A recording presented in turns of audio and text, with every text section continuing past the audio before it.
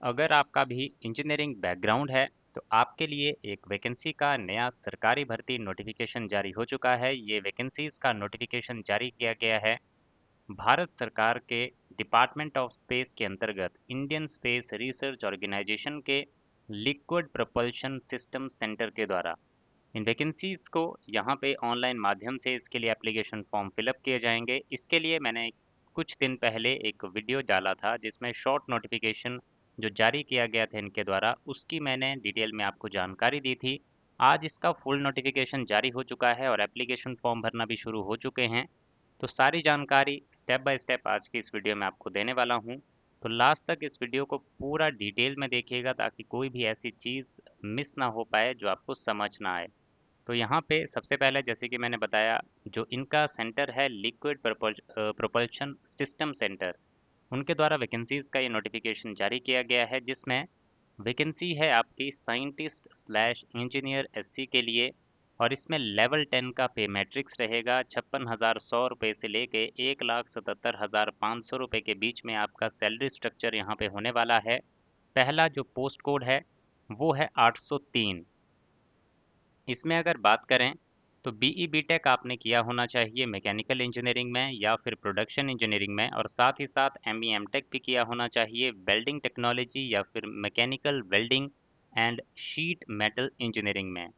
इसके बाद नेक्स्ट जो पोस्ट कोड है आपका वो है 804। इसके लिए मैकेनिकल इंजीनियरिंग की हो, साथ ही साथ एमई एमटेक किया हो टर्बो मशीनरी में या फिर internal combustion engines and turbo machinery में या फिर इंटरनल कंबशन इंजीनियरिंग में। नेक्स्ट पोस्ट कोड है आपका 805। इसके लिए आपने बीई बीटेक किया होना चाहिए electronics and communication, electronics and instrumentation या फिर अप्लाइड इलेक्ट्रॉनिक्स में, और साथ ही साथ एमई एमटेक किया होना चाहिए पावर इलेक्ट्रॉनिक्स या फिर power electronics and control, power control and drives, advanced electrical power system, electrical and electronics, high voltage and power system engineering, industrial power control and drives. Next post code है आपका 806। इसके लिए be BTech किया होना चाहिए electronics and communication या फिर electronics and instrumentation या फिर अप्लाइड इलेक्ट्रॉनिक्स में, और एमई एमटेक किया होना चाहिए आरएफ एंड माइक्रोवेव इंजीनियरिंग में या फिर माइक्रोवेव एंड ऑप्टिकल इंजीनियरिंग में या फिर माइक्रोवेव इंजीनियरिंग में या फिर माइक्रोवेव्स में। और जो आपका बीई बीटेक है उसमें आपके 60% मार्क्स जो हैं वो आपके होने चाहिए, सॉरी, बीई बीटेक में 65% मार्क्स जो हैं वो आपके होने चाहिए, तभी आप इस एप्लीकेशन फॉर्म को भर सकते हैं। और जो एमई एमटेक आपका जो डिग्री है उसमें आपके 60% मार्क्स होने चाहिए। इसके बाद 807 नंबर पोस्ट कोड है जिसके लिए बीई बीटेक किया होना चाहिए मेटलर्जी में या फिर मेटलर्जिकल एंड मटेरियल्स इंजीनियरिंग में या फिर मेटलर्जी एंड मटेरियल्स टेक्नोलॉजी में या फिर मेटलर्जिकल इंजीनियरिंग में या फिर मटेरियल साइंस एंड टेक्नोलॉजी में। ये हैं आपकी different different number of post.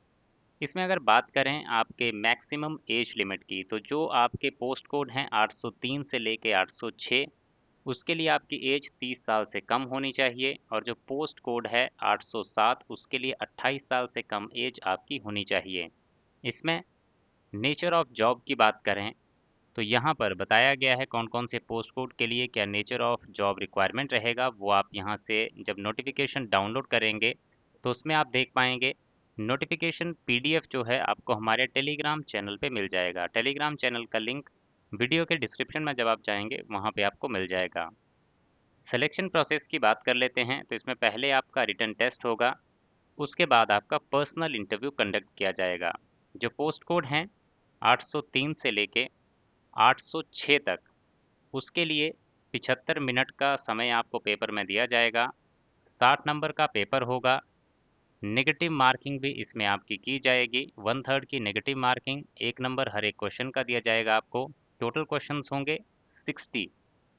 इसमें जो पार्ट ए है आपका पेपर का, एक दो पार्ट्स होंगे पेपर के, पार्ट ए और पार्ट बी। अभी मैं बात कर रहा हूँ 803 से 806 के लिए, तो इसमें आपको 30 मिनट का समय दिया जाएगा। सॉरी, ये जो पहले मैंने बात की ये की पार्ट ए की। अब बात करेंगे पार्ट बी की, उसमें 30 मिनट का समय दिया जाएगा। और यहाँ पे नेगेटिव मार्किंग इसमें आपकी नहीं होगी। टोटल 20 नंबर का पेपर होगा, मल्टीपल चॉइस क्वेश्चंस होंगे और इसमें मैक्सिमम 15 क्वेश्चंस जो हैं आपको दिए जाएंगे, जो कि आपको अटेम्प्ट करने होंगे। इसमें जो है आपका जो सिलेबस रहेगा, इसमें aptitude, ability test, numerical reasoning, logical reasoning, diagrammatical reasoning, abstract reasoning और डिडक्टिव रीजनिंग के क्वेश्चंस पूछे जाएंगे। और ये जो पार्ट ए है आपका, इसमें जो आपकी पढ़ाई आपने की है, जो आपने बीई बीटेक एमई एमटेक किया है, उसके बेस्ड क्वेश्चंस यहाँ पे टेक्निकल क्वेश्चंस जो हैं इस पार्ट ए में पूछे जाएंगे। तो ये है आपका पार्ट ए। पार्ट बी फिर होगा आपका पार्ट सी।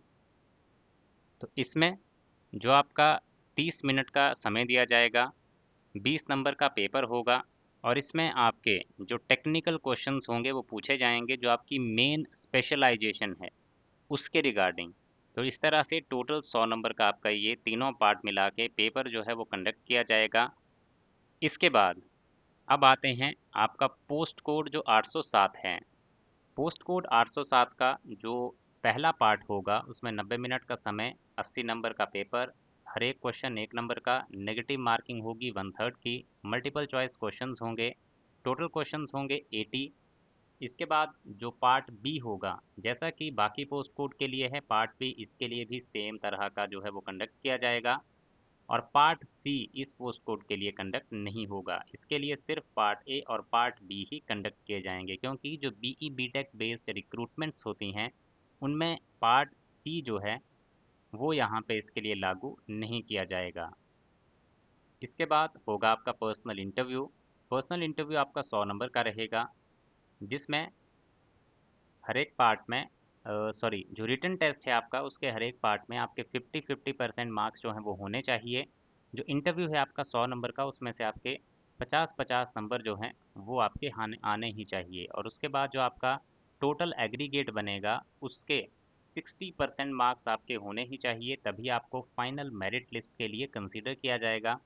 तो आई होप आप पूरी जानकारी अच्छे से समझ चुके होंगे। अब अप्लाई कैसे करना है, तो आपके लिए लास्ट डेट है एप्लीकेशन फॉर्म को भरने की 12 मई 2026। एप्लीकेशन फॉर्म का जो ऑनलाइन लिंक है वो आपको हमारे टेलीग्राम चैनल पे मिल जाएगा। बाकी कोई अपडेट चाहिए इस सारी इन्फॉर्मेशन के अलावा इस रिक्रूटमेंट के बारे में, तो कमेंट सेक्शन में कमेंट करके आप पूरी जानकारी ले सकते हैं।